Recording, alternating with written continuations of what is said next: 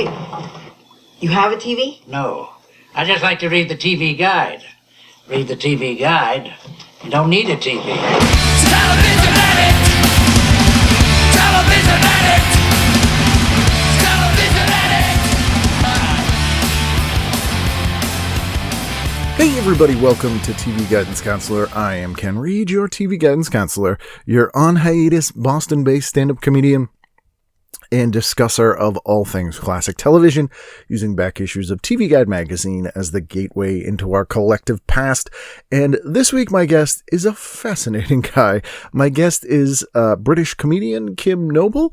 You may have seen Kim if you saw Mighty Boosh. He was in Gareth Marenghi's Dark Place, had some roles in there, had his own show on Channel 4 in the UK, is a fascinatingly weird guy, and I say that as a compliment. This is a fun episode, sort of Andy Kaufman-esque at times, immersive. You'll see what I mean. He did a lot of work, a lot of homework for this show, which I appreciate. And I really love talking to him. He's a great guy. And, this was a fascinating chat for me. I don't know if it was for him, but I think it'll be a fascinating chat for you to listen to. If you have guest suggestions, Kim was a suggestion by one of the listeners, so I reached out to him and we did the episode. You can email me at tvguidancecounselor@gmail.com or ken@kenreed.com or at social media at tvguidance or at Kenneth W. Reed, R-E-I-D. And I will do my best to get that person on the show. It is fun. There are people that I now opened up due to lockdown. I've opened up my sphere of guests to the international world where I'm not visiting, as I am still almost a year here doing the lockdown episodes, but we're getting there. As we move into year 8 of the show, there may be a face-to-face episode at some point in the future. We'll see if we can do it for 2021. All right, everybody. Anyway, here you go. This was great. Please sit back, relax, and enjoy this week's episode of TV Guidance Counselor with my guest, Kim Noble. TV is my friend, and it has been always there for me in time of need.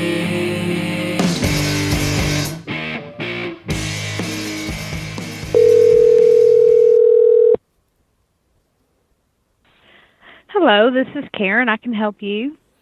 Hello there. Yes, sir. Yeah. Have you heard of the TV Guidance Counselor podcast? Well, I have not. No, nor have I. Okay, it's a bit of a long story. So they invited me on the show a little while ago. Mm-hmm. You need to choose Okay. TV programs from the past. Anyway, that's not the point. Okay. I was going through the guide. In there from 1984, there was an advert for a hair specialist on 320 East Elm Street, New Albany. Now, I went on that on Google Street View, and there was your... that doesn't exist anymore, that business, that hair salon, whatever it was, because it was in 1984. Right. On that very site, you've got your advert there. Okay. If that makes sense. Gotcha. Yeah, he has like a billboard right there. The billboard, it's your billboard is right there, yes. It's a big billboard. So I'm just giving you a call, because I don't know, because I then have to tell them what I want to watch. Okay. All right. Now, what's this have to do with our office? What are you needing help with? I'm from the UK. Okay. So I'm a bit confused about it. Now, we're a law office. Yeah, we're a law office. Law office, right. We specialize in auto accident claims. Auto accident claims. So would you know anything about Double Trouble, Crossroads, or the Bill Graham Crusade, or Fall Guy? That's all between that's the choice they've given me. Oh gosh, I don't even know any of those. Really? What about Smithson's World? Is that Smithson's World? I'm not sure of that one either. I can't even read that. 1/3 of a Nation. No. If any of these No. Jennifer Slept Here. Okay, a couple. 700 Club. Nothing. Assaulted Nuts. Haven't heard that one. Dragnet. Baseball. Baseball? This says baseball. I don't know. You don't know what baseball is? I mean, other than the game, like the game of baseball. What is the game of baseball? Baseball's a sport. Oh, baseball. They hit a ball with the bat. And then what happens? That they run bases, try to get to home run. They run towards a base. Where is the base? It's in a diamond shape. It's in a diamond shape. 3 bases and a home base. Yeah. So you've got a ball, you've got to hit it, and then you run to a base. Yes. Like a base camp. Yeah, before somebody throws a ball to the person waiting there. Oh, there's someone. I'm alright, I think. How are you? About the same? Yeah, that's about as good as we can be. Yeah, it's pretty grey out there, but that's London, isn't it? It's true. I always liked living in London because it reminded me of just living in Boston in November eternally. Yeah. I have no idea what Boston's like. I used to live, my landlord was a Bostonian. Is that right? You call him Bostonian? Yeah. And is he an asshole? Well, he just went on about how amazing it was constantly, pretty much for the 8 years I lived there. That's all he spoke about. So I kind of have no intention of going to Boston at all. Is that bad to say? After living with him? No. Because he just said how... That's correct. Yeah. Yeah, because that's people here. Was he just like, it's the fucking best kid? Did he? Yeah.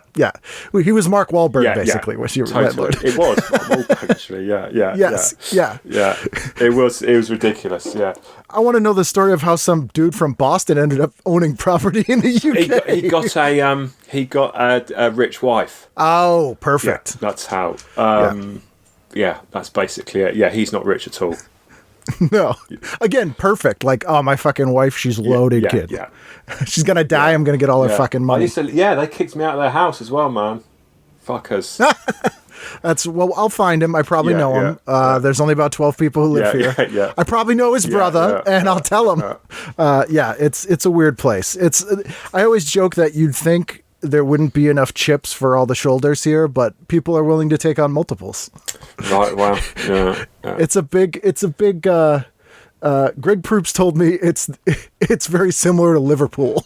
Oh God, I hate Liverpool as well. So yes, yeah. I mean, it's in my, obviously I'm like Southerner, so it's in my heritage to hate Liverpool and all of the north of England. So yeah. It's kind of Irish descended criminals who think they're funny. Okay, yeah. Yeah, that's pretty much the way to set it up. But that's where I live. I can't slag your fucking hometown off, can we? No. I mean, I do it too. I'm sorry, but I'm going to be a really bad guest. No, it's great. I'm sorry, but I apologise in advance to all your listeners. But yeah, I've got a really bad memory because I hate TV. What else is right? I don't know anything about America. My internet's really bad. I've got a really squeaky chair as well. So that's what everyone says, but it's usually farts. Yeah. Sorry, and So that's why. So sorry if your listeners are probably going to be really low on this one. No, they'll love it. They love anything I feed them, and they'll shut up and like really? it. Good. That's what I say. No, I don't know. No, it's always interesting to take because eventually you kind of talk about the same show so many times because even though there are only so many years we had television, and so it's interesting to hear people who have completely different experiences or outlooks on it. So totally fine. The last person I had on who told me they hated television. Was Captain Sensible from the Damned. Really? Wow. And, he's the only person who's ever walked out on an interview. With you? Yes. Wow. Yeah. That sounds really good. It wasn't as exciting as I thought. I think he just got bored. Because, he's, Yeah, I love the Damned. They're probably my favorite band. And, he's great, but he's basically a 65-year-old 12-year-old, and so he was like, I hate TV, blah, blah, blah. And we're talking about, why he hated it. And then he's like, on stage that night, he had mentioned The Prisoner and a couple other sci-fi shows. So I was like, you said you hate TV, but when you were growing up, you mentioned these shows. Did you watch those? And he goes, terminating the interview. Wow. Like stormed out. And then I ended up interviewing Dave Vanian for like an hour, so it was fine. All right. So you're already ahead of him. Well, let's but you did some homework. Yeah, you did some homework. I did do. Well, because I'm not funny and not very interesting and the internet will cut out. I thought and it was that kind of I just went through the TV guide and I did do a bit of homework, yeah. I tried to contact quite a few people got nowhere, but I tried to contact a few people from the guide. I don't know whether to mention it. Should I start talking about that now? Or as we go through? Let's talk about it. Yeah, whichever you prefer. But before we started, when this is edited, people will have heard your phone call to law office to ask about some things. She was nice. She was really, I mean, that made no sense. That conversation went on for ages with her talking about. I mean, any sport is ridiculous when you actually break it down. But I got her to break down baseball for a long time. Like me being an idiot, and it's just she just made it sound so awful and beautiful at the same time. But she spoke to me for ages. I mean, why? I mean, over here you would get so much abuse, or someone will come around because they're probably next door and stab you in the head. Do you know what I mean? Yeah, but she was so sweet to go along with it. And it was someone clearly from the South, judging by her accent. So I would say that's more likely there, whereas had you called someone here, they would have probably stabbed you. Okay. Through the phone, Okay. I'm trying to work out where that was. Where was it again? It sounded somewhere in the South. I don't remember. So this issue of TV... So, although the issue of TV Guide won't help... New Albany... Indiana. I wonder where that is. Indiana. Not in the South, but in the Midwest, which is known for being incredibly, almost masochistically polite. Okay. The Midwest. So just to say, there's an advert in this TV guide from 1984, is it? Yep. And it's for just a hair product. And it just had this place listed, so that's how I just went on Google, found the place, and there was just a billboard there, so I called them up. And it was I love that it was a law firm. We're a law firm specializing in automobile accidents. Totally fine by me. Have you? Yeah, which is I'm just a stupid British wanker who's like recording you as we speak. I don't. Although I when I lived in the UK, I was able to play dumb American to my advantage. Okay. Many times. Yeah. So it works both ways. I do. It's good, isn't it? You can do a lot. I suppose that's why Ali G, didn't he? Sort of went to America, or Sacha Baron Cohen went over there because he became so known here that he thought, "Fuck it, I need to." Yeah. It's the land of rubes. Yeah. Like I remember, when I went to Goldsmiths and I was super poor, no money, and so I was working at Turner in Soho as an internship, and I didn't have enough money to take the train to work every day, so I would just get on it and not pay, and like 1 in 10 times they'd ask for my ticket, and it's sorry Southern listeners, but I'd throw on an accent and be like, "Oh, can I buy a ticket from you? Where do I get it?" And then like the guy would just be like, "Forget it, it's fine." Yeah. Like, every time. Yeah. So that was it was very effective. So you've never been here to the States. Oh yeah. I that's another reason why I shouldn't be on your podcast, because I go down really badly in America. No, I did a show for 3 weeks in New York, and it went down so badly. Which show did you do there? It's a show I did called Kim Noble Will Die. It was a kind of like weird multimedia show about depression and suicide and that's where you talking my language. It got reviewed in the New York Times, I think it was, and said the headline was "Just how annoying is Kim Noble." So yeah, not so good, man. And because it was for 3 weeks at PS 122. Oh yeah, and but initially I didn't get let in because of the content of the show. They wouldn't. I would. They wouldn't let you in on your visa or into the venue. They wouldn't let me in because of the visa. So because they were worried about, because there's certain things in my stuff, I suppose, that's kind of a bit of a legal grey area in stuff that I do. And they found out about it. There was sperm being given out during the show. What a wanky kind of artsy thing to do. But I gave out frozen sperm to audience members. Hey, I went to Goldsmiths. You're not going to shock me. That's exactly what I'm trying to say it to you. But I think that was kind of, I don't know whether, they just said, no, you're not allowed in. So I then had to go for an interview at the American Embassy. And at the time, I made my own, this is quite a few years ago now. So I missed all the press night. I missed all the kind of, missed the opening night, missed all the fucking important bit. And then I was at the embassy, and at the time I kind of made my own crappy website, and it was a bit stupid. And every page had a kind of a sound, lots of pages. Every time you clicked on something, an explosion would sound.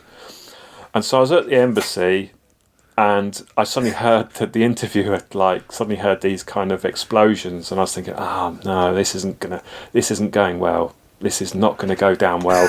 Him looking through my website, and anyway, eventually they let me in, and then I got there. Was that the first time you'd been there? No, I've been to the States a couple of times. Okay. Yeah, I've been to New York quite a few times.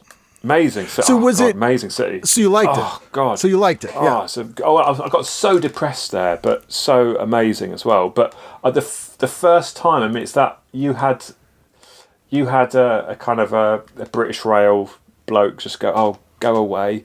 I arrived with a backpack and went down to somewhere in the depths of Brooklyn, Bed-Stuy, back in the day. This is not when it's trendy. And I had no idea where I was going, but I saw two friendly coppers, and I thought, they'll help me out.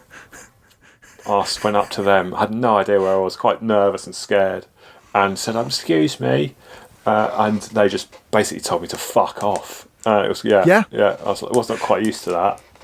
Yeah, that's like, my wife is always like, in England you could always ask a cop for directions or whatever, and I'm like, oh no, they'll be like, you got 4 seconds before I fucking shoot you. Yeah, it was. I had no idea. I was like, I think I might have started crying as well or something, and they were like, that sounds about right. He's mentally ill. He's definitely going to get a bullet in the head.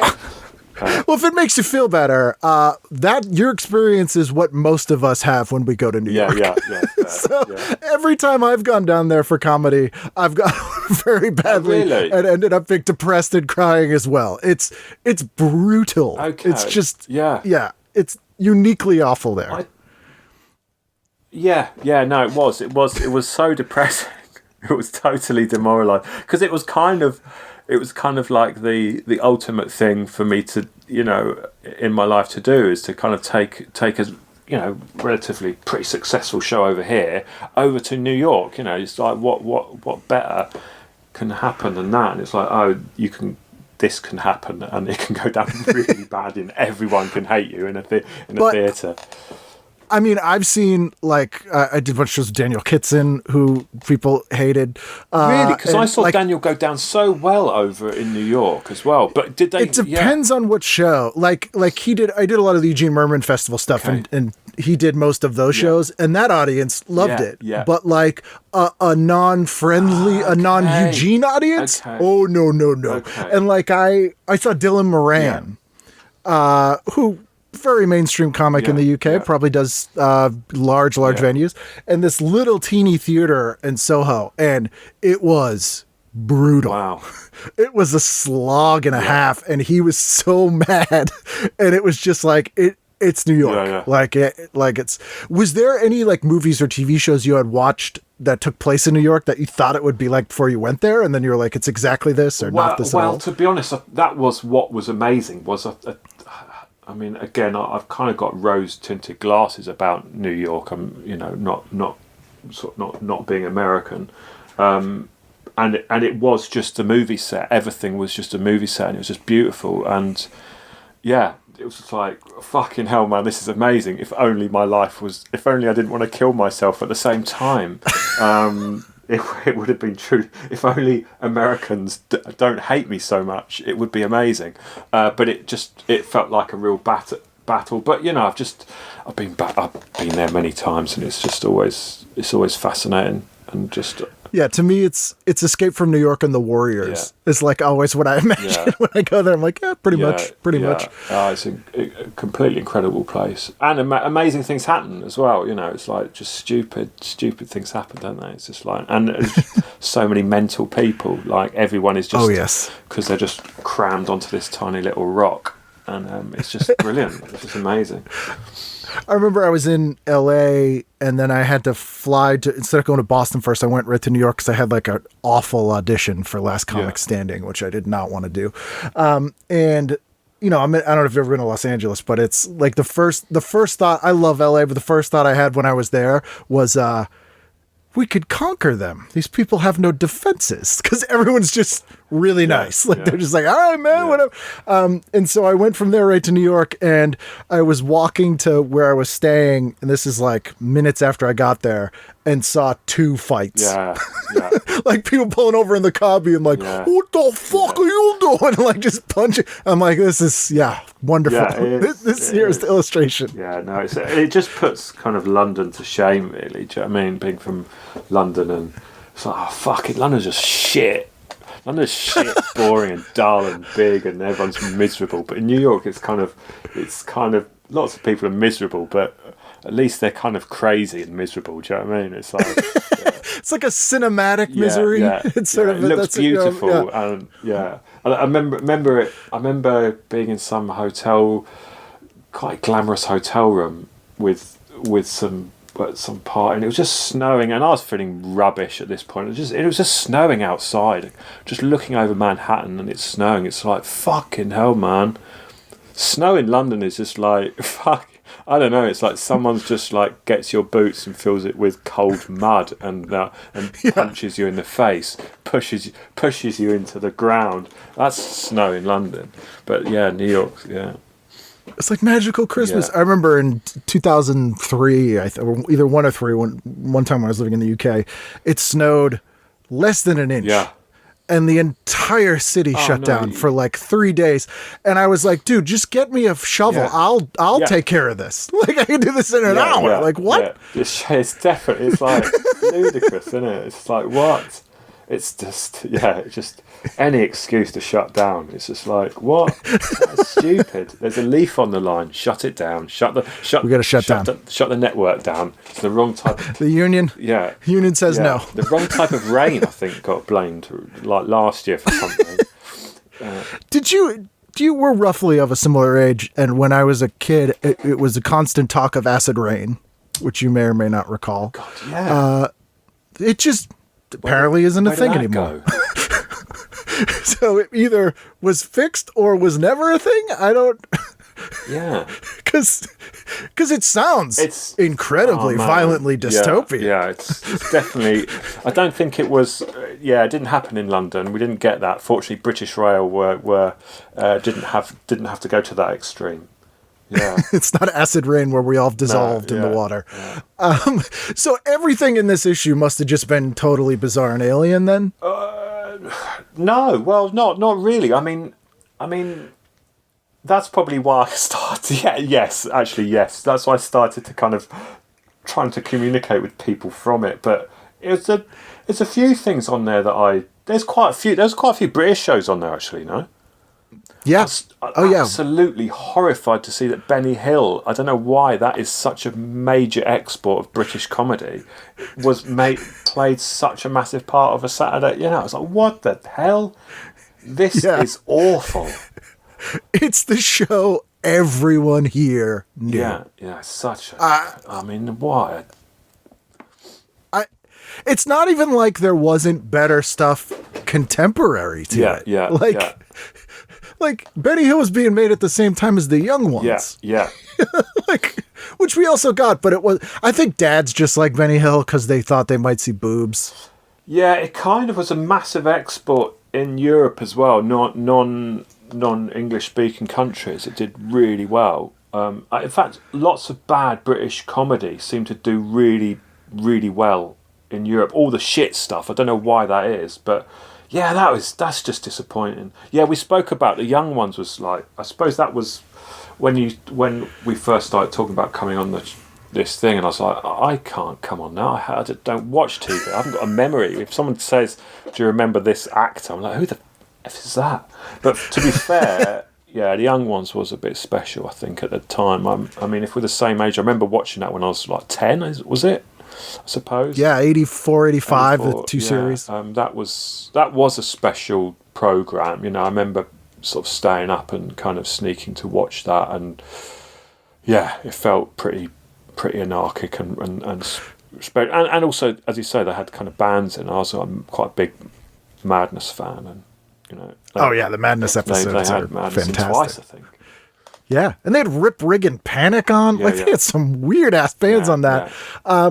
But one of the things that I always try to convey to my American listeners, if I'm talking about comedy in the UK versus the US, is sort of when Channel 4 started, which I think was like 84-ish, was kind of a hip, like, alt-comedy network. Yeah. And especially since you only had 3 other channels, and then you have this one that's given pretty much everyone from the comic strip like carte blanche to do a show. I got given a show. I did a whole series, and it was like, we made one episode that got hailed by Channel 4 it was just at the end of that era, and it got there was a TV festival in Edinburgh at the end of each year, and they make a big announcement what's right and wrong in TV, and they held up a program that I made as saying this thing will never be seen or made again. Because we made it, and it was like one episode was completely in just a made up language, and we filmed it in Europe, and it was kind of ludicrous. You couldn't understand it at all. I mean, I think it might have been quite funny, but I mean, it was like, how did that get broadcast even? I mean, it's really I like to say the word experimental, but that can also mean shit, and it was pretty shit what we did, but still, it was this kind of amazing place for experimental TV at one point. Weirdly, like when our 80s comedy was like Seinfeld, like, what's the deal with stand-up? Whereas, to my understanding and all the research I've done, the sort of mainstream in the UK was essentially the underground alt comedy scene. That became the mainstream, and you got stuff like Vic and Bob doing Big Night Out, which is so bizarre. And you know, even or a lot of the guys that you sort of came up with in Edinburgh, like the Boosh guys and, you know, the Dark Place, like those would be the fringiest of fringe shows here on at 2 a.m, if made at all. And they're on one of the major networks. Like, that's nuts. Yeah, it definitely is. I don't know that's happening so much now. I think again, that's why I kind of said I hate TV. I think there's not a lot of creativity. I think that creativity is gone. I don't know how it is in the States, but you know, it's not. Yeah, I don't sing its praises particularly. It's starting to wane, and COVID definitely has killed like all production. But for a little while, it was kind of cool because there was sort of an arms race between all the streaming channels, and it was that thing where the people with money who don't understand anything creatively were just like, just get us a ton of stuff. We don't even care what it is. So they were kind of throwing money at everybody, and you got some really weird, interesting stuff because they were just like, we're not going to oversee this too much. Just get it in under this budget and we'll have it. We don't care what it is. And so we got a lot of cool, weird stuff. But yeah, that is sort of waning now, and everything's kind of niche and overly thought out, which, you know, I think that stuff's secular. Like, it kind of happens. But yeah, I mean, your stuff, like, I couldn't imagine any U.S. network greenlighting anything. Like, you did an episode where like you did a bad act and there was the only 2 real people in the audience or something like that? I remember seeing. That was not another bad episode. Yeah, it was a mock documentary of a show that we actually did a show in a theatre, kind of as a stage show, sort of like comedy show, but the whole audience, we only 2 audience members were actual real members of the public. They thought they were sitting in a whole theatre full of, you know, full of people, but it was everyone else was actors apart from them. So it was, the whole show was just for two people, just for this stupid, ridiculous reveal at the end where everyone else started getting up and getting off with each other, apart from these two people. And then everyone ran out of the theatre, so it was just left. No, they were just left in there. Yeah, that was. Yeah, I mean, you could just do that stuff in those days. I've kind of stopped doing TV stuff as well because I think my stuff got a bit too dark and too, again, that sort of legal parameters of what you can and can't do. You know, lots of things I can't do on sort of TV. You know. How do you mean? Like, can you elaborate on that for people here? Like, just like because it's for rights issues or like privacy issues. Because I'm a bit. I don't know what I am. I'm nothing. But I kind of make art and films and sort of do performance stuff and well, a lot of your stuff, I would say to people, it's almost like social experiments. Yeah. For instance, I filmed a cashier in a supermarket over here for 2 years, over a period of 2 years, and I got to know him, and then we kind of fooled the supermarket into thinking that he was. We were making a documentary, so we could film in there. But then I managed to actually get into his house and film in his house. And so it got a bit weird. Do you know what I mean? I took it quite far. And so there were issues around that. And I worked in a DIY store for 6 months without... I made my own uniform to look exactly like theirs, and then worked in a DIY store for 6 months. Again, filming it and not filming it, just worked in there. I mean, what a fucking loser. Get a life, mate. Well, I mean, in theory, you probably could have got a job I could definitely have got a job there. It's kind of like, it's the worst. Yeah, it's kind of the worst. But and then IKEA and then just took it too far. I just carried on doing that. But you can't get away with that kind of stuff on TV, you know. Because the networks don't want to be liable for any sort of lawsuit from the company. Totally, kind of thing. And also I kind of started getting death threats as well for stuff because I was getting involved in with groups that I probably shouldn't have been getting involved in, and I just go out and film stuff and film loads of. Stick my camera in people's faces and not care about. I do care about it, but yeah. That there are. I mean, my last show, the show that went to New York, was the police were called on it, and lots of they tried to close that down. Westminster Council as like pornography, because I thought I was too mentally ill to go on stage, and I see. So they were concerned for your. They were going to like section you, and they were concerned that it was sort of like breaking pornography rules as well. But I mean, is that kind of the point in some way? Like to kind of push it? Yeah, I don't know. My stuff, I don't think I do try. I try not to. I don't think it's just part of what I do. I think it doesn't. I don't think it's all. I'm not just going around spunking into old ladies' faces and filming it. And I've never done that. No, you said you don't have a show for Channel 4. Yeah. I wonder why they're not giving me another show. But it's part of what I do. It's not the only thing. I kind of, I think I don't know why. I just used to just document everything that I did, and some of those things that you do are a bit weird, right? And I started recording sort of my relationships and stuff around me, and those sort of things sort of bled into my work, and that.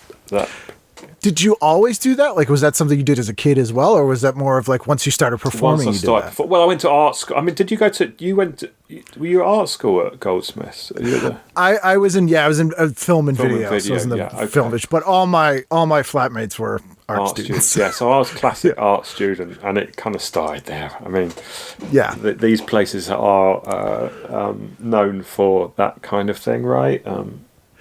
But that's sort of not unique to the UK, but the fact that you can do that at all, and I know it's changed, but at least when we were going to school, it was still like the government kind of encouraged people to do weird shit and would kind of prop you up and let you go to art school, and which you could never in a million years do here. And that really blew me away. And also, there was this super pretentious American kid who I hated, who also went to school with me at Goldsmiths. And I went to the big, final show where like people from the Tate Modern come and they like critique art. And this kid had done, it was like a video of him walking around the Tate with a metal detector. It was super stupid. Like, and this art critic woman's walking around and she's looking at everyone's stuff, and some stuff was negative, some was positive, but she'd speak at length about everything. And then she walks up to his thing and she just goes, "No." And then just walked away. And that was it. And this kid, it was watching his reaction was one of my favorite things I've ever seen. Because he thought, he was like, "I nailed it. This is going to be great." She's like, "No, nothing." There's also quite a few, from art school, comedy has, a lot of comedians have come out of art school as well. Like Vic and Bob, Noel Fielding's a kind of quite a big painter. There's a lot of kind of there's a lot of crossover between the art school and the comedy world over here. I don't know if that's the same over there. No, some to some degree, but here it tends to be more of like, I hate to say blue collar, because not that art isn't necessarily blue collar, but it's not. It's not, it definitely doesn't come from the art angle. Like, those two people tend to be much more serious. And that's what I always found very interesting, was you could have someone who was making very high-minded art or was like a truly talented artist. But they could also be really silly and stupid and not take themselves too seriously, or recognize that pretension is funny. Which is not, we just don't have that here. Like, it just, and probably Eugene, I don't know if you know Eugene Merman, but he was sort of the closest thing we had, where he started a comedy festival as a joke that became a real festival. So like, this festival, I did it every year and it was great. And, we've probably both done the awful, like, Montreal type audition stuff. So it was kind of a parody on that. Like, he had a show that was a showcase called Great Guy, Terrible Comedian. Right, okay. He had a showcase that was like, you, at one of the venues, if you had a certain level of pass for the festival, you could go in a bouncy castle with a licensed therapist for 5 minutes. Like, there was a petting zoo in the middle of a show. Like, that kind of stuff, where it's just like, this is stupid and fun. And it bothers me that not enough people embrace that, because that's why else you doing it? Yeah, totally. Yeah. But do you think, because Channel 4 especially was, I don't even want to call them prank shows, because they're not really prank shows. Like, some of the stuff you're doing, even stuff like, on the other end of the scale, like Trigger Happy TV and that sort of stuff, that was sort of the main genre for like a decade in the UK for a while. It seems to have disappeared with the rise of the internet, because now everyone does that kind of stuff. Yeah, too right. There was one, oh God, I can't bear it. There was one, comedians get so much, sorry to slag you and me off. Slag, do it. Wankers, aren't we? We're held in such high regard over here. I don't know whether, I'm sure it's the same, right? On TV, it's just everywhere there's a comedian, doing a documentary. Panel shows seem to be the. I am going to answer your question, by the way. I'm going to try to, but I'm it's fine. going off. But panel shows are just like the ultimate for a comedian, and it's just. Oh my God! I just can't bear panel. I can't bear panel shows. Do you know what I mean? Why am I trying? I'm not answering your question at all, am I? I'm just going off on one about how much I fucking. No, it makes sense. But no. So I think in the UK, comedians are seen as sort of the new intellectuals or the go-to commentator. It's definitely so much social commentary, but also just lots of shots of them laughing at each other is what I think I can't stand. What was your question again? See, I have got a bad memory. No, it's fine. It was seeing how the stuff you like to do sort of became of less value to a network, because everyone kind of started doing that sort of thing. This is what popped into my head was a show called, it was a kind of a new, I did quite well here, Celebrity, it's a prank show. It's a prank show, and I haven't seen a prank show for ages, and it was comedians having to record, tell somebody else to go and do a prank in front of somebody. Oh, they like have an earpiece in and they're like, oh, go say this to them. What is that? Do you get it there? So that was called Practical Jokers.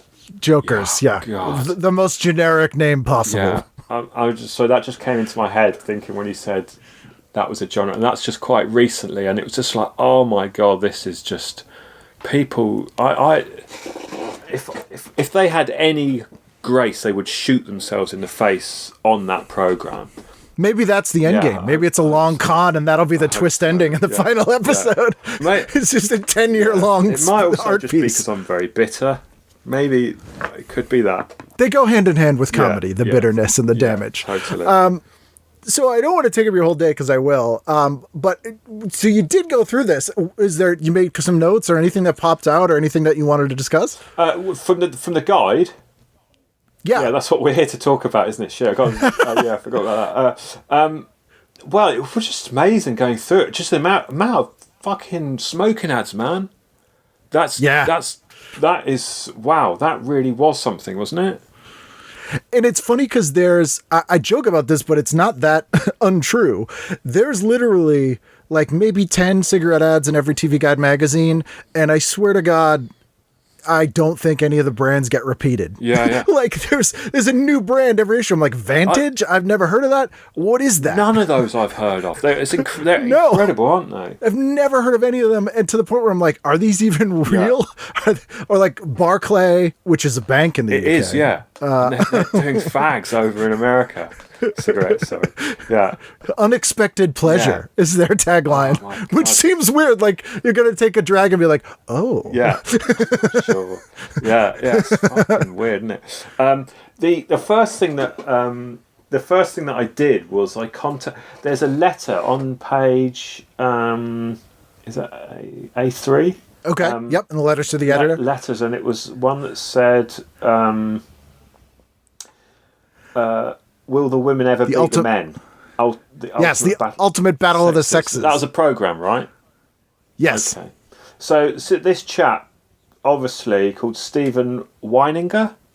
Is that how you? Yeah, it looks like Weininger. Wasn't happy. Wasn't happy at all with the fact that women might have been doing okay. So he wanted to make sure this point is made that actually the statistics that they're using is wrong. So I tried to find him. So I contacted, I don't know how many people I've got here on Facebook. Loads of people called Stephen Weininger on Facebook. Loads and loads of them. Just sent them, hello, you don't know me. This is what I'd sent on Facebook. This is a message I sent to all these people. But I'm trying to contact a Stephen Weininger who lived in North Haven, Connecticut in the mid-80s. You aren't him, are you? It's research for a podcast. Now, I sent that to sort of like 15 to 20 people. And I got I did get one response. I'll read it to you if that's all right. Yes. Yeah, please do. No, I'm not him. But I was born in 2000. There's a very good chance he is a distant relative of mine, though. So I was like, wow, okay. So I said, wow, that's really interesting. Would you be willing to do a phone interview with me? And he said, may I ask what the podcast is about? By the way, this doesn't get any more interesting than this. It's fucking really, I'm fascinated. I don't know why I'm reading this out. It's like just random emails. But and I said, yeah, of course. It's something called Guidance Council Podcast. Do you know it? They've asked me to be a guest. And he said, I don't know the TV Guidance Council Podcast. And I said, well, that's the correct answer. Well, basically, it would be, this is my response to him, very quick snippet for the podcast, you sharing the same name with someone that wrote a letter to the TV Guide back in 1984. So you could pretend to be him. I think he might be sexist, but perhaps that was okay back in 1984. What do you think? And he replied, I'm not sure. And then I said, would you be up for doing this? Could make me look really cool. He said, I don't. What did he say there? I don't. Again, he just said, I don't know. And then I said, it made me look really cool. I've managed to track down. It would make me look really cool for the podcast if it looked like I tracked down someone from 1984. it'll give me content for the podcast. Please, please, please, please, please, please, please. And I just went, please, please, please, please, please for ages. I'm begging you, please, please. And then I never heard anything else. Well, yet. Yeah, exactly. So I almost got somebody. I was really hoping to find that person who wrote that letter. I'm a big comic book fan, which shouldn't surprise anyone. And I always read the letter section, which I think like maybe 2% of people would do. But whenever I caught someone I knew, for some reason I treated it like I caught them doing something wrong. Yeah. And I'd be like, I saw your letter in Swamp Thing, even though that's kind of cool. They got a letter and they would always be embarrassed. I mean, do you reckon they're happy to get their that's quite an acclaim to get a letter read out. This is pre-internet. Surely that is look at I've got in the paper. And it's kind of the only letter in this issue. And shockingly, at this time, TV Guide was the largest circulation print magazine in the world. Whoa. Okay, so I was going to ask that because I had no idea what this. Yeah, okay, so this is Big Star. Yeah, I mean millions and millions. Like this was the most read magazine in America. Right. So it is. I mean, I doubt everyone was reading his sexist letter, but it is. Yeah, to your point, a big deal. Like, he's basically like, it's not fair that women compete and they have access to good nutrition and training and all this stuff. It's like, what? But it's okay. It's 1984, so apparently it's okay. Yeah, he'd be a men's rights activist now. That guy. What? Then did you anything else you? The other thing that I think things will come up as we go through. Maybe there's a guy called. Maybe he's is he still famous? Again, another reason why I shouldn't be on your podcast is I can't speak. Bloke called You're doing fine thus far. Oh God, let me. John Mattingly?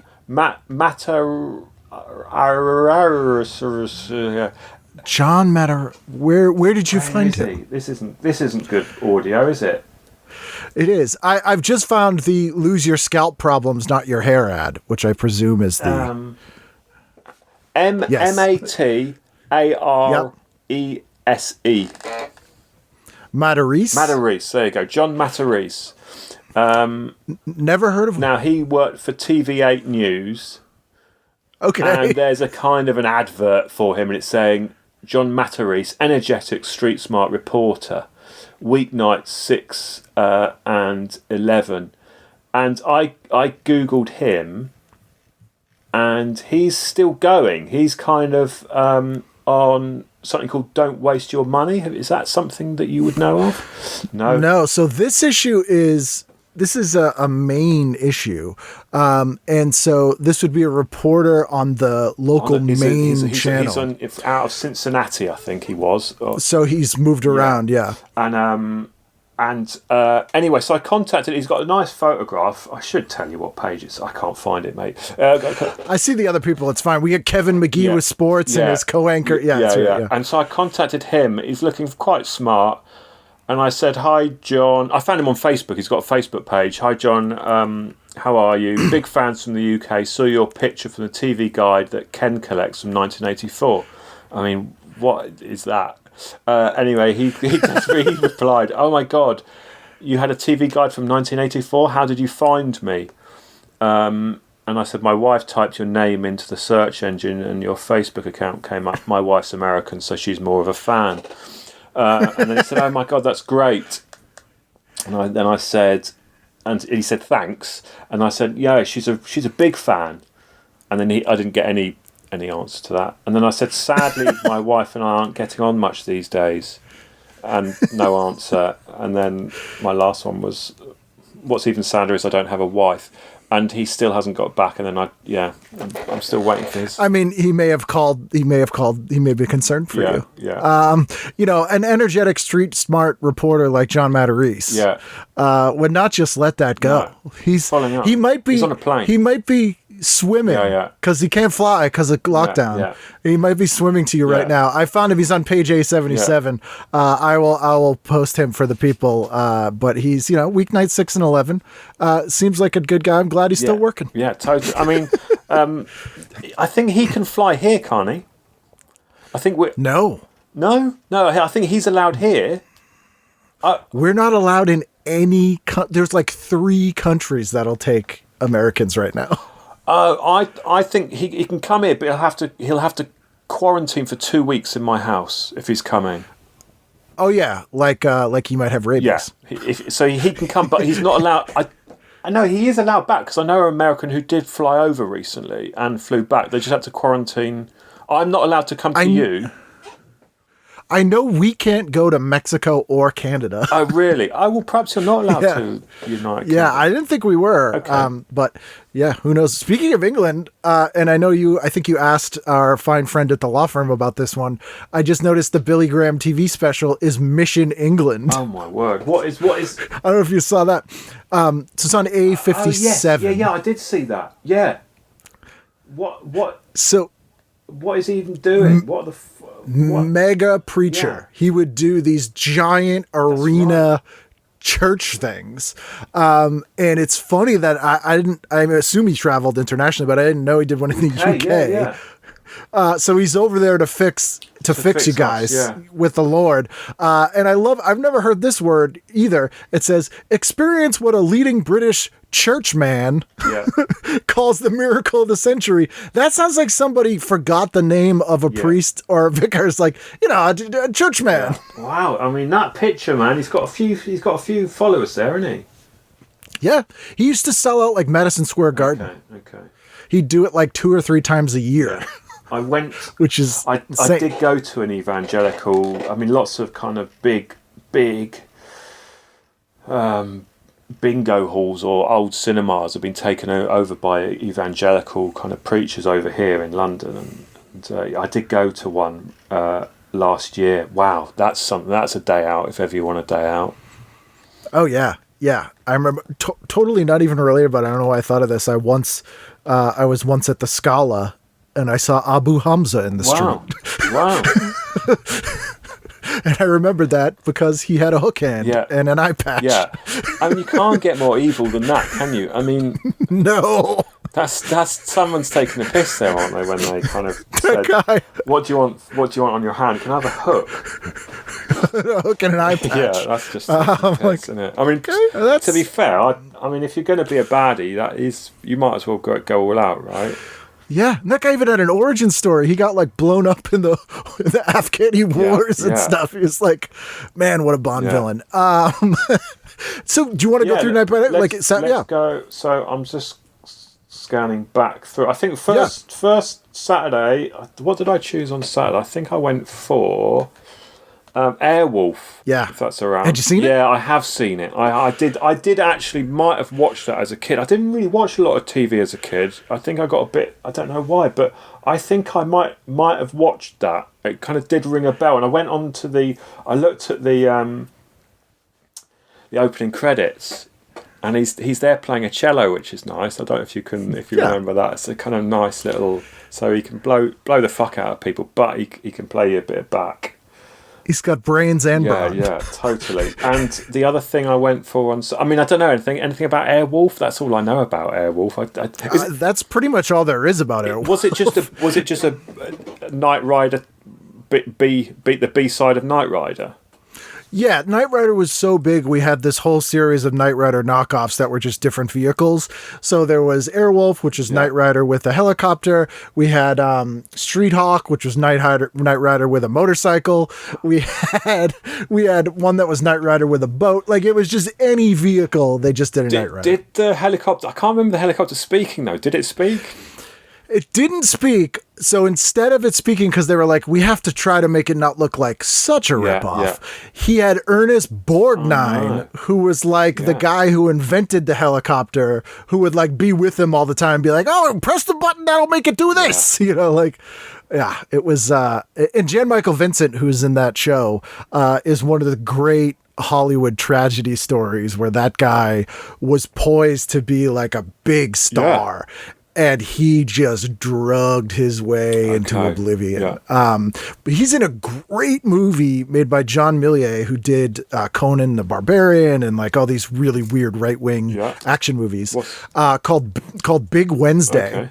And it's about all these group of friends that are California surfers, and they're all going to Vietnam. Yeah. Like they've just been all drafted into Vietnam, and it's like this kind of final night before they're all going to get split up to have to go fight in Vietnam. And it's this weirdly sad, cool movie with like awesome surfing in it that's also inadvertently anti-war, made by a super right-wing guy. Wow.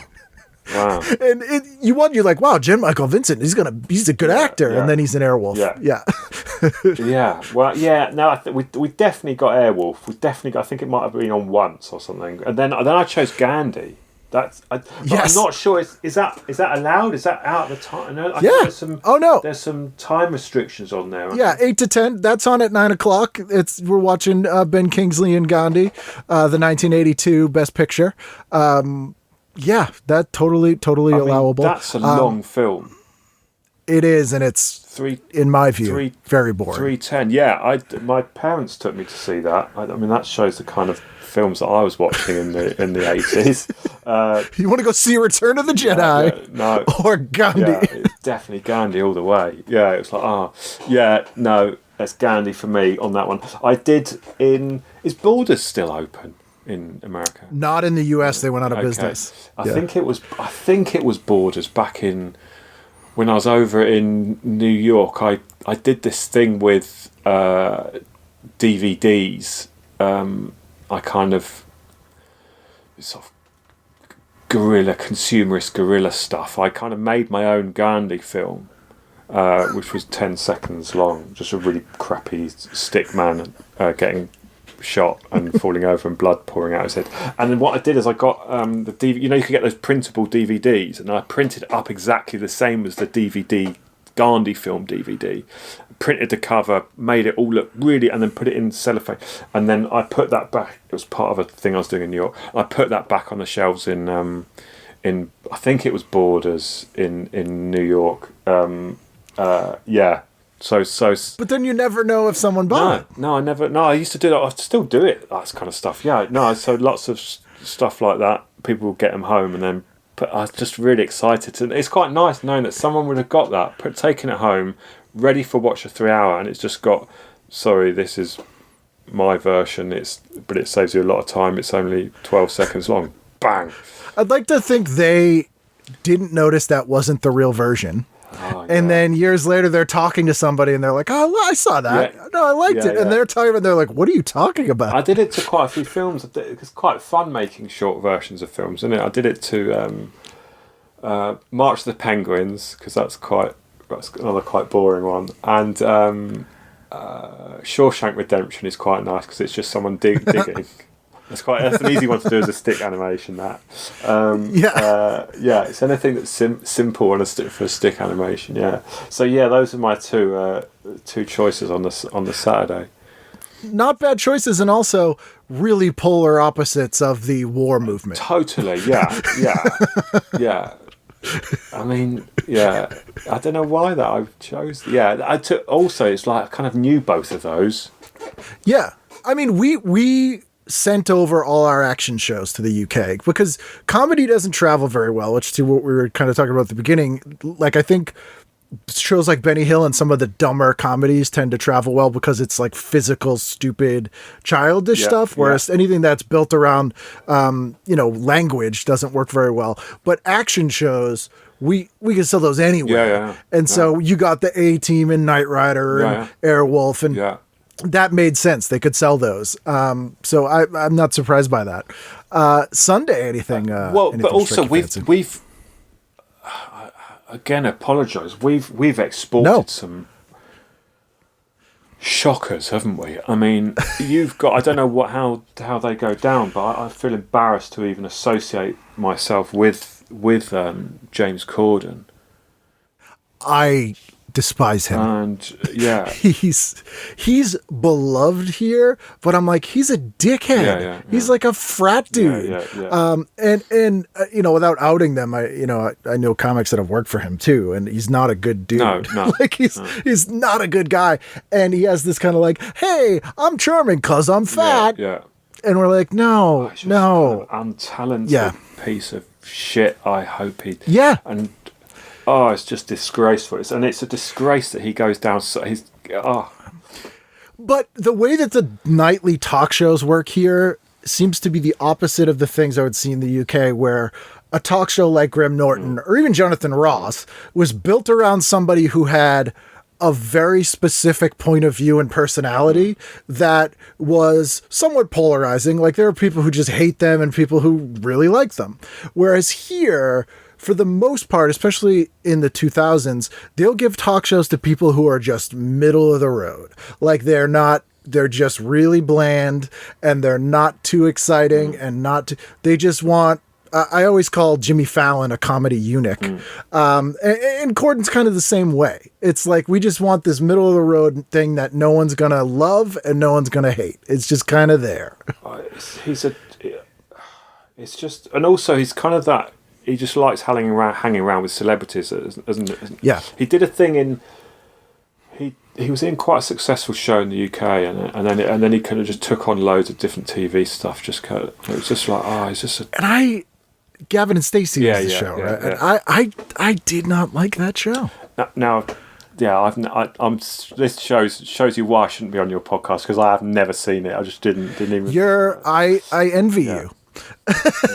But he's. I don't understand it either. You're not alone there. Yeah. But the other one is that I feel really embarrassed by, and I apologise to you and all your listeners. Is Piers Morgan. Oh, you should be embarrassed by him. Yeah, that's another. But he's like one of your more American style celebrities. Yeah. He's like a brash, loud, rich asshole. Yeah. And here, like, I think people in the UK would be like, oh, that guy's embarrassing. And here people are like, yeah, he tells it like it is. I love it. Okay. You know, it's like, no. Is he still on? Does he still...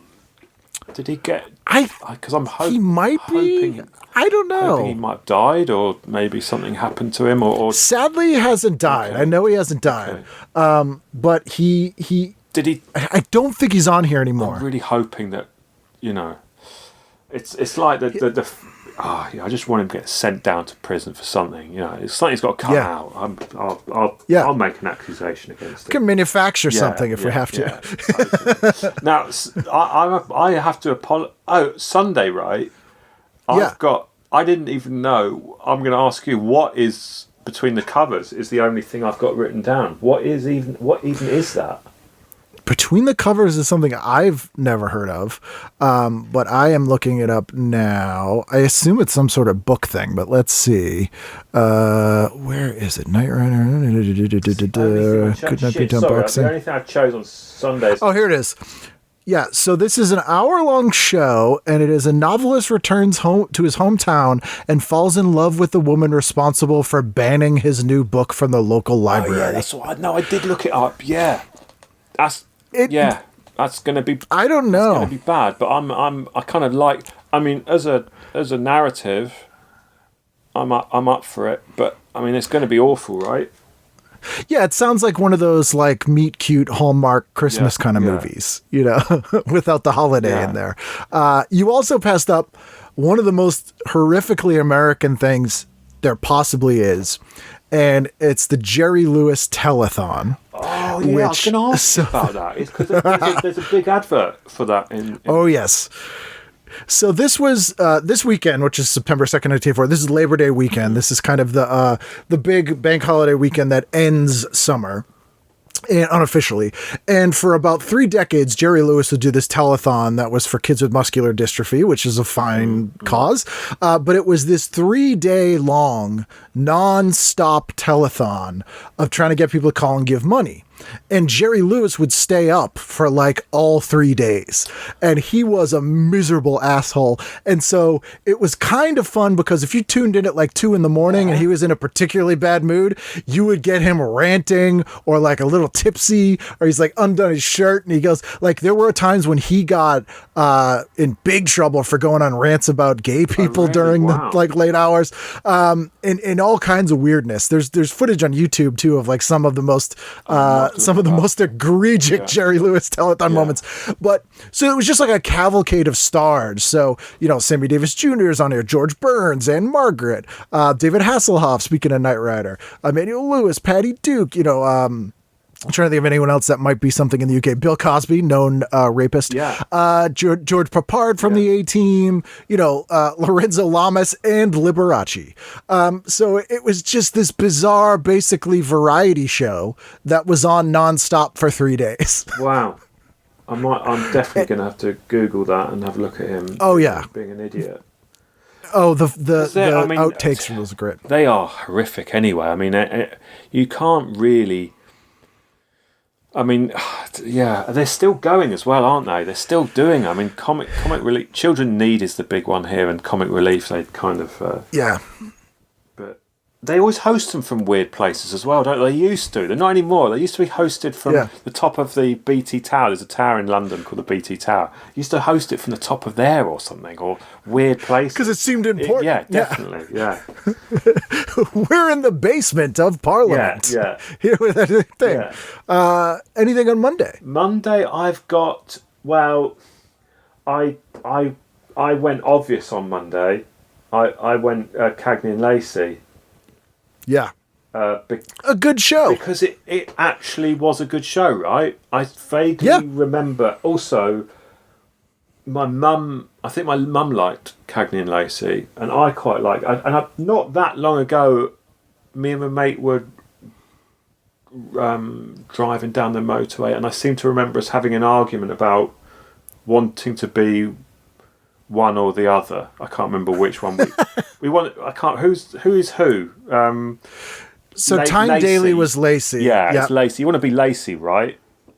I think. Yeah, although I thought Cagney with Sharon Gless was a little more kick-ass. Yes, she was. Yeah. I suppose. I think this was that the person I was with was a female. No, yeah, I think, but who's quite into looks and stuff and looking stylish. So I think, would that be right to say?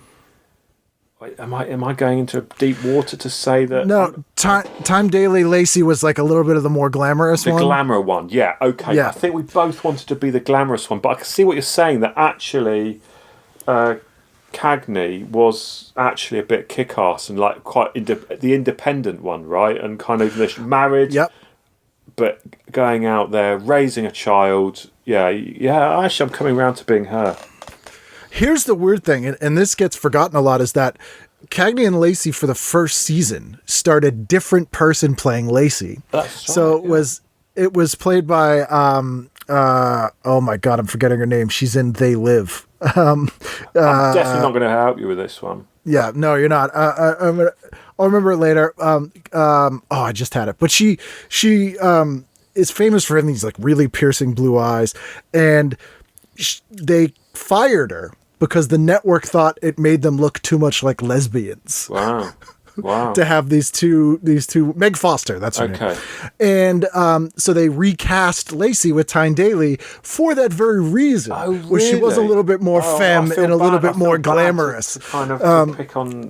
To pick her now. Why would you know that? But that's exactly the reason why. And it's weird that they just erased this other person, and then the show went on for like another 7 years with just the Lacey character as someone else. But that show tackled like a lot of really like taboo stuff here. Like there was, I think it's Lacey, her husband was a cop and he was domestic abuse, and the other cops wouldn't do anything because he was a cop, and like they would never show that on a thing now. Like it was kind of amazing they did stuff like that. But yeah, it's a good show. It holds up. I think it does. I think it still would, right? Yeah. I mean, that's coming back to. I haven't seen the young ones for a long time. I'm just not sure. Have you seen that recently? Because I do rewatch it. Because I imagine that doesn't. It feels much more juvenile watching it now, and it feels less groundbreaking because I think, especially children's shows, kind of took on that anarchic, anything can happen kind of vibe. Yeah. So it doesn't feel as innovative or like special. I still think it's funny and I still like it. I wonder if somebody younger than us who'd never seen it. That's it. I wonder what they would react to it. Yeah. I think that's. But yeah, Cagney and Lacey. That's still. I think that's a good export, isn't it? Yeah, and it's a cop show, and it doesn't seem. I mean, the fashion's a bit, but it's not as dated. Like everything's kind of, Man, it's I might show. watch I might watch an episode later. Do it. Saturday night. Do it. I'm gonna. Yeah. I'm gonna. All right. I'm doing it Tuesday. I've got. You see, I've ignored a few. I have ignored a few good ones. I'm not just picking all the good ones because you have got sort of MASH on, and you've got the 18. I went for Gentle Ben. Have you seen Gentle Ben? Yeah, because we used to get that on kids' TV, and I can't ever remember watching a whole episode, but yeah, I do remember it. And I contacted. He's another person I contacted, Clint Howard. Oh yeah. I emailed. I found him because he's now. He makes snow globes now. Yeah, and he's Ron Howard's brother. Yeah. But so he's been in a few things. He's been in quite a few things, right? But on the side, he makes snow globes, and you said as if you knew that. Is that? I know that. I don't think most people know that. I was going to say, wow, they're really big. They are. He's actually very successful. So I contacted him and said, "Hi there, hope you're well. How much are your snow globes? They are terrific." Because they're rubbish as well, aren't they? I'm not sure if you've seen them. They're really bad. No, they're not great. He didn't get back, so I sent him another one. How much are your snow globes? They are truly terrific. Didn't get back. Seriously, there's something to behold. He didn't get back. How much are they? Didn't get back. I love them. He didn't get back so much. He didn't get back. Kiss, kiss, kiss. I want to order 50. Nothing. But they're so bad. I mean, that's kind of a weird. Yeah.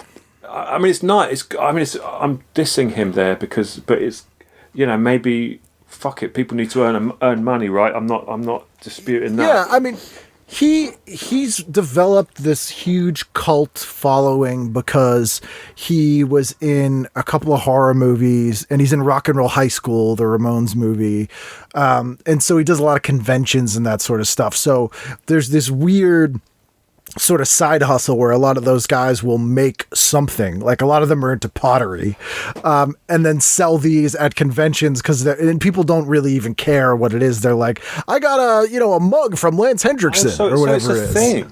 I didn't realise. Yeah. I just thought, oh my God, that's incredible. Because it's weird that you're like, it's totally normal. And I'm like, this. Yeah. Oh, right, okay. Because you were like, I'm an actor, but my real passion is snow globes. Yeah. And I think he just does it so that he can have merch, basically. Yeah. Oh, man. The dreaded merch. Something to pick, though, isn't it? I mean, because I think it's a weird thing. Because he's done them for TV as well, hasn't he? He's kind of if a TV set wants he's the go-to guy. Yeah, we need a snow globe on this set. Yeah, get me Clint Howard. Yeah. So Gentle Ben over in the States, how was that? Huge 70s show. So by 84, this would be replaying it's actually on the Christian Broadcast Network, this rerun. But was, just that innocuous kind of Little House on the Prairie. It's a show that takes place, I think, in the 1800s about a little kid and his friend, a bear. Yeah. Which really, in hindsight, probably irresponsible to encourage children to try to befriend bears. but it's probably why it doesn't re-air very often, speaking of legal issues, but was beloved for a short amount of time. But there was sort of a whole subgenre at that time of children and an animal that was their best friend. Okay. So like Lassie, we had Flipper the dolphin, my friend Flicka. There was this whole weird genre. So fit into that. Yeah. So that's Tuesday. That's Tuesday. I'm sorry to say I'm getting a bit, as we go through the week, I'm getting a bit more tired, and my choices are getting less and less. And that's fine. So Wednesday, I haven't got anything. So you might have to pick me something on Wednesday. So Wednesday I would watch Wednesday at 8. Double Trouble was one of my favorite sitcoms at this time, which you asked about. I asked, and she hadn't heard of it. Yeah, it was very short-lived. It was 2 seasons long. It starred the Seagal twins, which did you ever watch Futurama? Yeah. Or Sons of the woman who does Leela's voice, Katie Seagal. Her sisters are identical twins. Yeah. They're real life sisters. And so this show was a sitcom about these 2 identical twin sisters. Pretty standard 80s sitcom, but as a kid I loved it. And then you also asked about The Fall Guy, which was a show that starred Lee Majors, who was the $6 Million Man. I should have picked that one. Of course. Yeah. And this was a show, his follow-up to $6 Million Man, he played a Hollywood stuntman that solved crimes on the side. Right, okay. And this episode is like the quintessential episode, to the point where it almost sounds like a parody, because there actually are diamond smugglers in it, which is like the go-to crime in one of these shows. Yeah. And it stars Roy Rogers' son Dusty as a TV cowboy, and Roy Rogers is like one of America's most famous cowboy actors. Yeah. It's just like ridiculous. Lee Majors even sang the theme song himself, which was a charted top 10 hit song here. Wow. And then Jennifer Slept Here, which you also asked about, is a very short-lived show. And this is a weird one. This Hollywood starlet dies in her mansion, and her ghost is trapped in the mansion. And this new family from New York moves in, and only the teenage son can see her. And she's like super horny all the time. Right, okay, wow. And that was a sitcom. Totally lost on that one. Okay, it's a sitcom. Okay, mate, I thought, Yeah. It's like a sexy Rent-A-Ghost. Yeah. Oh wow! Yeah, totally. Which is how I'm going to pitch the remake. Now, she didn't know any of this stuff. The lady at the, because again, I've snipped that conversation. She really didn't know anything. That doesn't surprise me. She's probably, I bet she's like 20 years younger than us. And those shows were so short-lived. Okay. They never reran either. Yeah. So those are things that like I remember, but I'm a crazy person. I mean, that might not I might have snipped that out because it's so long. I was talking to her for fucking hours. She's coming round next week. Fair enough. St. Elsewhere. I'm pretty sure I've heard of St. Elsewhere. And she was like, no. Yeah. Even those like highly rated quality shows, Hill Street Blues, St. Elsewhere, like those were massive hits here. Even Dallas, stuff like that, never re-aired. And sort of anyone who grew up came of age post year 2000, no idea, which is kind of crazy. Yeah. It's kind of crazy. Yeah. So Thursday, did you pick anything? Thursday, I went a bit obvious. I'm going to have to have another look at Thursday, to be honest. I went for Magnum. You got it, though. But the bad thing is, I don't think, again, I've ever watched a whole episode of Magnum. I think I might have watched the first 10 minutes and then switched off and went to play football or something. They're all the same. If you watch the first 10 minutes and the last 10 minutes, you've watched the whole episode. Yeah. So I think that might have been the only thing I went for on but I'm just scanning through, because again you've got, what's your go-to on the Thursday? I mean, on this Thursday night, I would have watched sneak previews because I'm a huge movie person, and this was like a movie review show, and it was, pre-internet was the only place we would know like what movies were coming out. So I would always watch that. And so that was what I would absolutely watch at 8:00. Family Ties was the big sitcom here with Michael J. Fox. That was on at 8:30. I absolutely would have watched that. 9:00 is a weirder one. In that episode. Yes. Wow. He plays an alcoholic, and he was nominated for an Emmy, I believe. This was pre-Tom Hanks' film career. He was a sitcom actor here for years. He did a little bit of stand-up. He was in a couple of horror movies and then just blew up huge. So I probably would have watched that. 9:00's a weird time. There's nothing really great on. And I probably would have tuned into the movie Night of the Juggler on HBO, which is a really bad horror movie. And then at 9:30, Night Court is on, which was a great sitcom that I loved about a courtroom in New York that dealt with like prostitutes and robberies. And it was a very funny, weird show. What's Woodhouse Playhouse? So this would have been British. I believe this is PG Woodhouse Stories. That's what I thought. But because he went over, cause he lived in the States, so I was wondering whether it was after the war he ended up over there, didn't he? Yes, and this is our PBS, which is sort of our like quality television BBC, Okay. and they would import a lot of British stuff. This one is particularly funny because this Woodhouse Playhouse is about an escaped gorilla. Yeah. Which apparently was a big problem in the 30s if television and movies are anything to go by. Yeah, totally. Yeah. Yeah. And then Friday night, final night of the week. Well, Friday, you've got some good things on Friday now. Friday's a big night. Friday's TV night, and I dig again. I had to go comedy because you've got Airplane 2 on. Yep. You've got 40 Towers. Yep. And you've got Python on. I mean, that's not a bad. I mean, I know I'm kind of being a bit English there, but that's kind of what I went for. I mean, that's a quality, solid night. You can't really go wrong with that. Is it? I actually think Airplane 2 is vastly underrated. Yeah. Even I had the guy who wrote it on the show, really? who writes for The Simpsons. Yeah, Wow. He's a Simpsons writer now. And Airplane 2 was kind of the first script, I think, that he did, Mike Reese. And he was like, this garbage Airplane. And I'm like, dude, Airplane 2 is great. There's some funny stuff in Airplane 2. There is some really funny stuff in it, isn't there? Yeah. And you've got Hitchhikers as well. Is that Yes. Is that UK? Is that from UK or is that done? Yep. You remake that? So The Hitchhiker is we didn't remake Hitchhiker's Guide to the Galaxy that aired over here on PBS, but we had this Canadian anthology horror show called The Hitchhiker. Okay. And it's amazingly entertainingly terrible. Yeah. And it sort of billed itself as like erotic horror. And like Klaus Kinski was in it. Like it's real weird, and it's a good hate watch because it's so bad. But all solid choices. I would have gone with the Saturday morning preview special. So here on Saturday mornings was like the time they showed cartoons. And on the Friday night before the premieres, they'd have a big special that told us what the new cartoons would be this year that started airing the next morning. And this one is hosted by Weird Al Yankovic.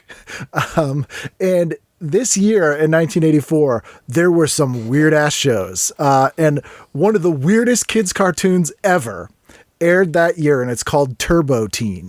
Right. And it was because Knight Rider was popular, Transformers were popular, and Teen Wolf was popular. So they combined them all into one cartoon that's about a teenager who, when he gets hot, turns into a car. And their definition of hot changed. Yeah. So like in one episode, he's trapped in a Mexican prison. This is a real plot in this kid's show. And a Mexican guy in his cell gives him a spicy burrito that he happens to have in his pocket, as all Mexicans do. And then he turns into the car and busts out of the place. And in another episode, a girl kisses him, which gets him hot. It does, yeah. Turns into the car, then weirdly all his friends get inside him, and then he drives away. It's a bizarre show. Like, there's a lot of people have posted just the transformation sequences on YouTube because it's one of the weirdest animated things you've ever seen. Like, it's Cronenberg. Yeah, it's weird. And what about Python? How did that sort of go down in terms of huge? Okay, yeah. Huge. So Python was sort of the ground zero for sketch comedy here. I talked to John Cleese this year. I interviewed him earlier in the year for 3 hours. Wow. It was fascinating guy. Wow. Yeah. He's turning a bit Brexit over it, sadly. A little bit. A bit right wing over it at the moment. But he's in his 80s. I think that happens. But had some amazing, I asked him what the funniest thing he ever saw was, or the most he ever laughed, and it was just this amazing story he'd never told before, about him and Graham Chapman being in Australia, pre-Python, and there was a preacher in their, whatever the park, the Hyde Park in Sydney or something, and he had done these paintings of creatures from the Bible in the book of Revelations, like the different monsters. And he was really serious preaching about this, but it was really windy. So the paintings kept falling over. And for some reason, he just thought this was the funniest thing he'd ever seen. Because this guy would be like, and the beast will be, and then it would just fall over and he'd have to run over and like pick it up. And he just couldn't stop laughing and he fell over. Like, it was just really funny. But Python was huge, but weirdly, and this is why I bring up talking to him, nobody would air it here. And they shopped it around to every single network and people were like, not interested. And they took it to PBS stations, which traditionally would always show British stuff. And they were like, no. Wow. And a lot of PBS stations aired the goodies, but they wouldn't show Python. Wow. And so they went to, of all places, the PBS station in Houston, Texas, which is... Texas is not the place you would think. And they were the first ones to go, we'll air this. And it did so well, then all the other stations picked it up. Right. And it was the influence on Saturday Night Live, on SCTV. Like, it was what made people do sketch shows here. Yeah. It was huge. Yeah. I mean, I was obsessed by Monty Python, as I think most people were when they in the younger days. Completely. Yeah. Do you have a favorite sketch? Go. Did yours? No. It's weird now. I kind of like I think I overwatched it. I kind of got to that point where I just kind of, I think they're films now. That's what I would go. What I'd watch if I had a choice. Now I wouldn't. Yeah. Now go on. What about you? I love the Brian Equator one, which is where, that one? Yeah. and then Terry Gilliam comes in as the guy in his underwear with a cigarette holder and a mask and a cape. Yeah, amazing. It's great. That's my favorite. But their books as well, their sketch books and albums were really, really great as well, And, I especially like as someone learning about comedy growing up, they deconstructed it on the books and the records well that you learned the structure. Yeah. I did see them live at the Hollywood Bowl not that long ago. Actually, that was quite seeing that kind of screaming audience for comedy superstars. I suppose amazing, really. Which is, the only, like, the kind of the first time that happened. The whole interview got cut into 45 minutes, so not everything was in there. But, like, hearing him frankly talk about how upsetting and sad it was to see Graham Chapman become an alcoholic. It was amazing. Like, he was just, I think he's kind of reached that I don't give a fuck, I'll talk about anything point in his life. Yeah. And he was just like, that's why I quit Python. Like, this guy who, in series 2, he'd show up drunk every day. He wouldn't remember what we talked about an hour before. Yeah. And I was just like, I'm out of here. And I was like, man, that's crazy. Like, just hearing the frankness of that. Yeah, totally. But, and you'll appreciate this, I asked him what the smallest audience he ever performed for was, because he was talking about playing a Hollywood Bowl. And him and Graham Chapman, again, did Edinburgh, pre-Python, and they did a show for 2 people. And it was a couple who hated it, but were too polite to leave. It's the 2 of them doing their whole show for these 2 people. Amazing. Miserable. And I was like, we've all been there. Yeah. Yeah. Some of us made shows creating that. Yeah. It's a shame. It's a shame that he's just becoming. As you say. I mean, it doesn't matter, but we Brexit over here is a big thing, and he's kind of very pro Brexit, and it kind of. I get the sense that, I mean, he's lived here for so long. And he didn't say this, and this is my conjecture on this, but I get the feeling he's kind of like, if you guys want to fuck yourselves, go to it. Hey, whatever. Yeah, you want to vote for that? Great. Burn it down. Like, he has that kind of attitude about it, which is probably not great. But yeah, it is always weird when people get older. And I actually asked him about why it's harder to be funny as you get older. And he agreed that, like, older people generally aren't funny because I forget, you're not as tied into, like, what's going on and what's in the zeitgeist, but also, like, you don't care as much about sort of class structure and status, which is kind of where a lot of the anger and stuff comes from with comedy. And it's hard to make yourself care about it when you're at a certain age. So it's hard to see that stuff, but which I found pretty fascinating, and made sense. Man. Like, I don't know. I don't like to use the word genius, but I think you might have to with someone like him, no? I would say so. I mean, just some of the stuff that he.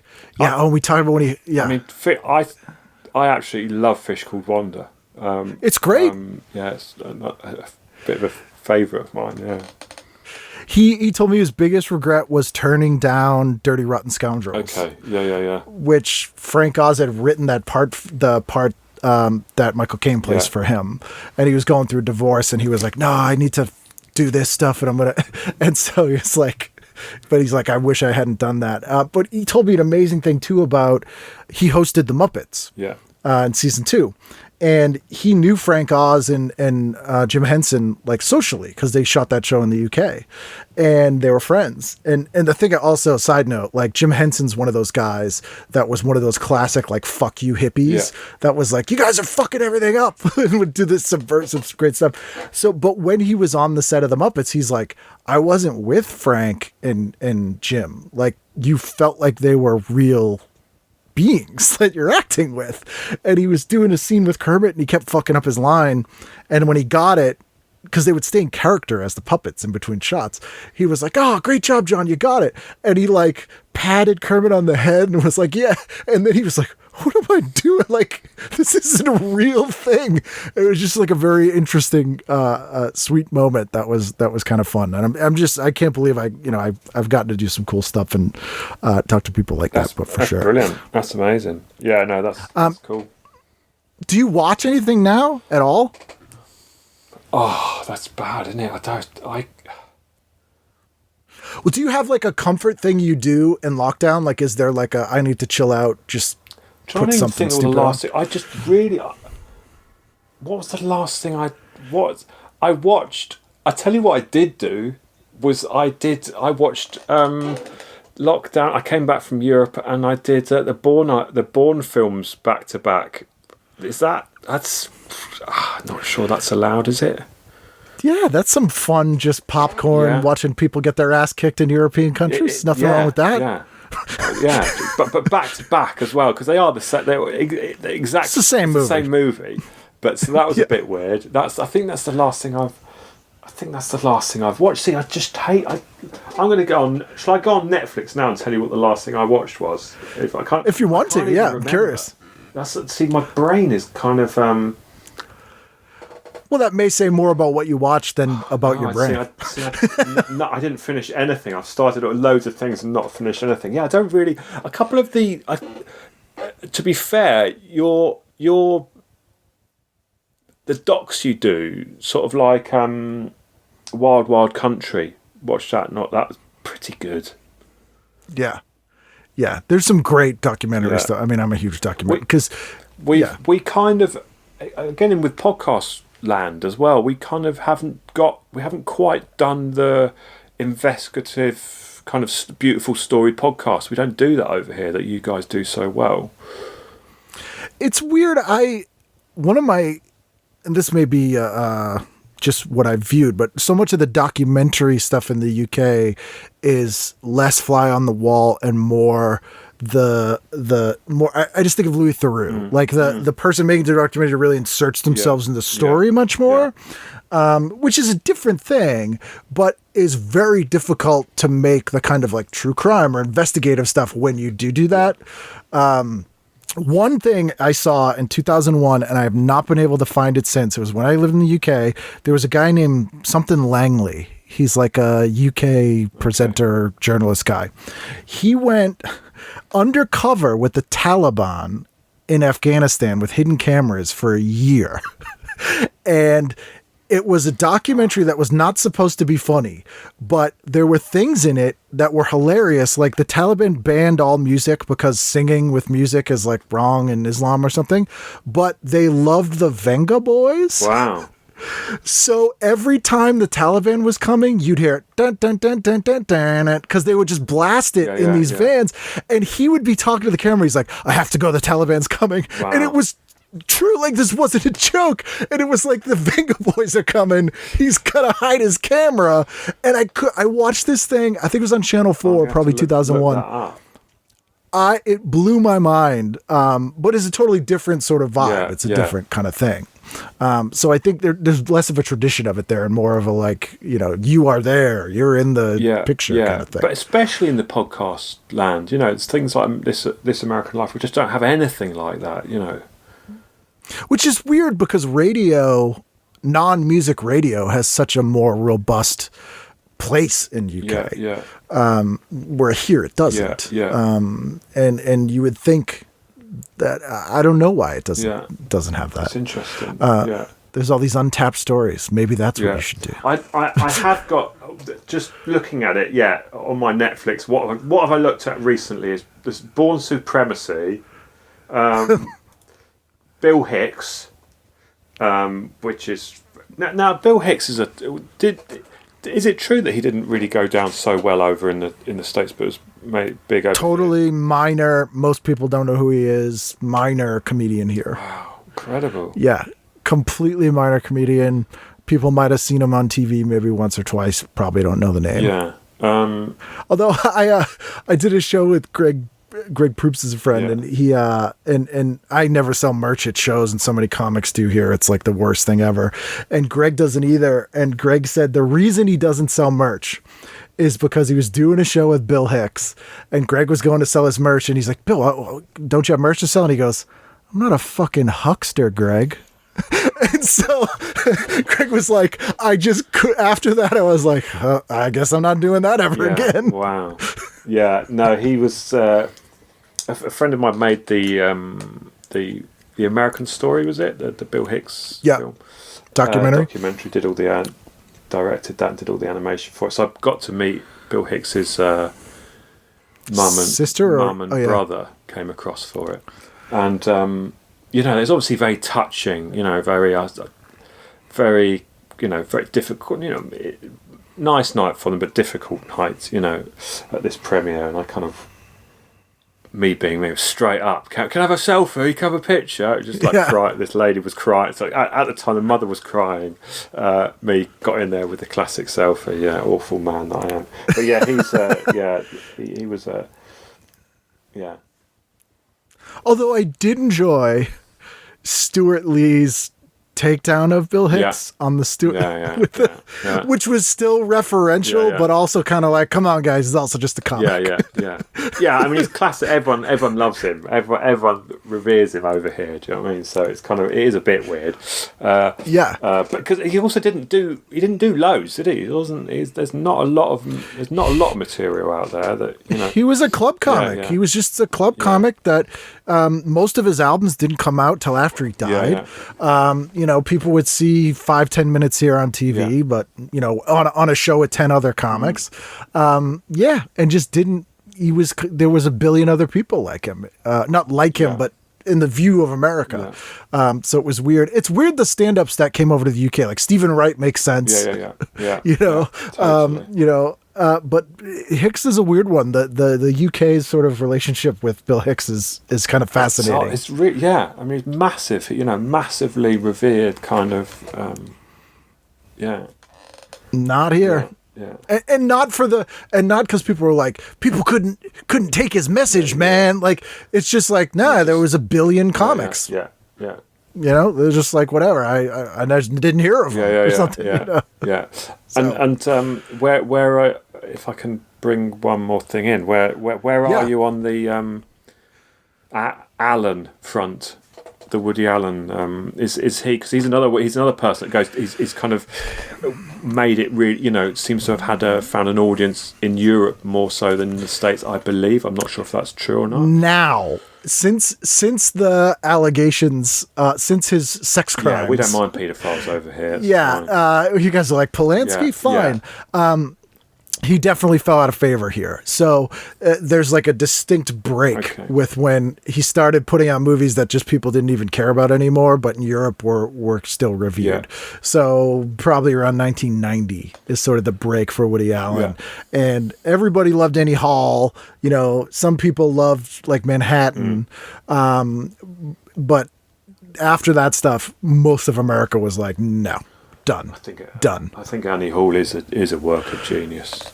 I love that movie, and again, it's that difficult thing where, like, Bill Cosby's stand-up was fantastic. Like his 70s stuff, and no one was doing things like that. Like, that was such a huge influence, but that guy is a straight up fucking monster. Yeah. Like, the stuff he did is unconscionable, and it's bad when it ruins things where the work was actually very good. Same with Woody Allen. And it's worse when it's someone whose work was done, because even in auteur stuff, making a movie that's a team effort. You had a co-writer, all the actors are great. Diane Keaton's amazing in that movie. And it's even worse when someone being such a shit ruins the work of all those other people as well. And that always kind of bums me out.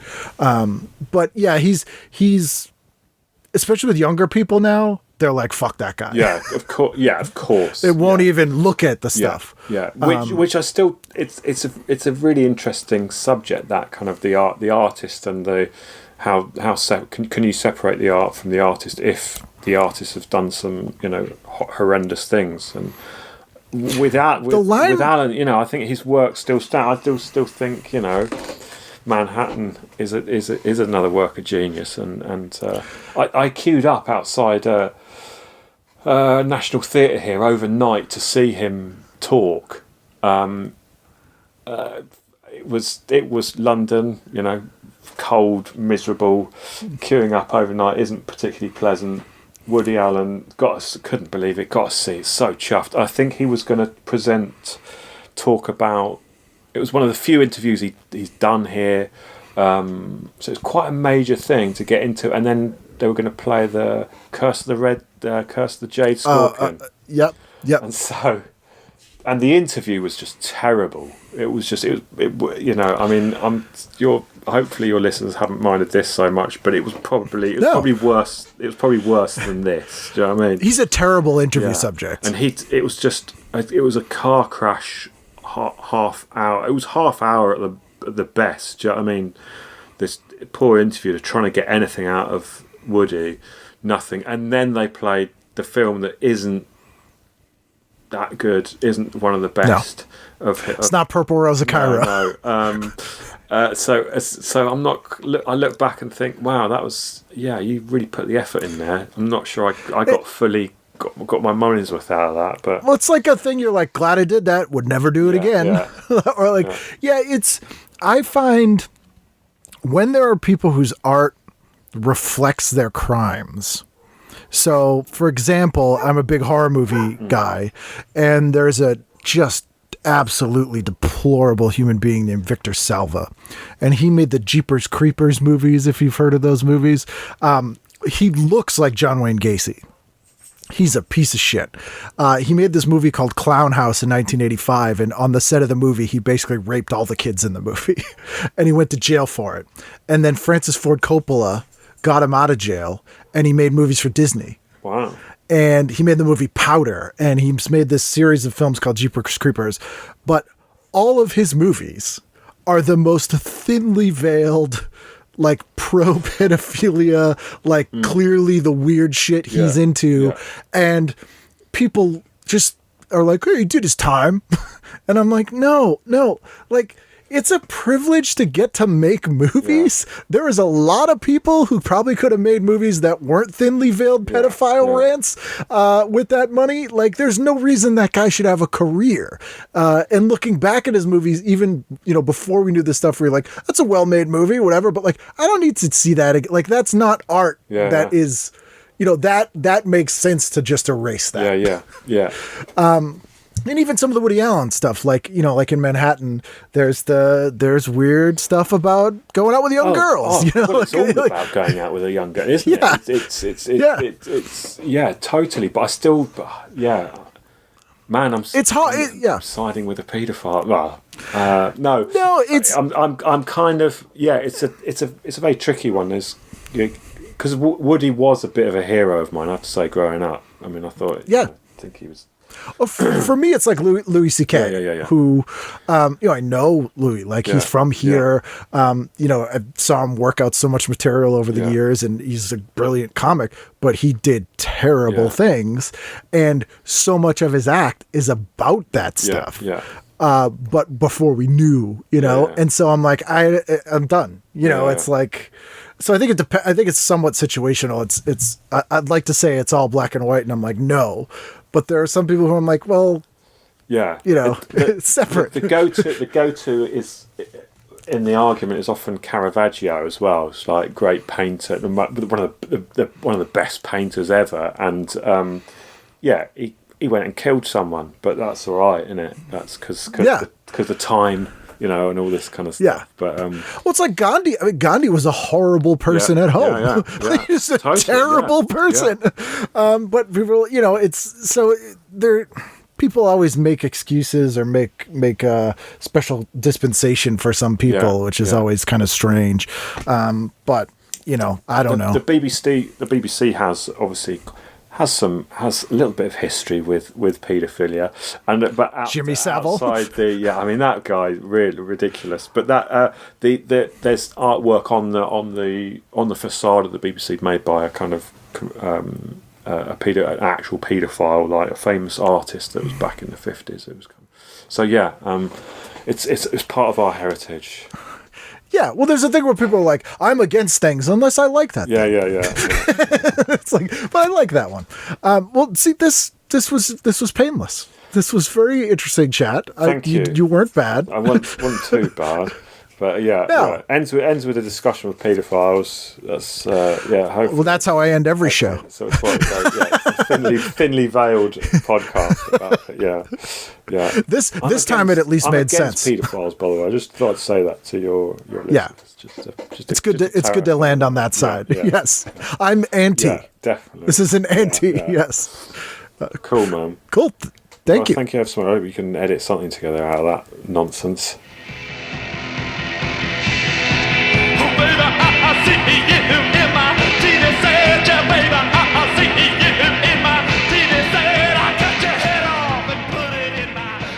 There you go. That was Kim. I mean, what else can I say? I hope you enjoyed that as much as I did. That was a weird one in the best possible way. We have more weird ones coming up if you like weird ones. Probably some that aren't that weird too if you don't like weird ones. So really everyone will be happy. We have brand new episodes each and every week, as we have since 2014, which I should get like an established 2000. No, why would I? Nobody cares. Anyway, we'll be here next week, so I hope you will too for a brand new edition of TV Guidance Counselor. Your listeners are probably going to be really low on this one.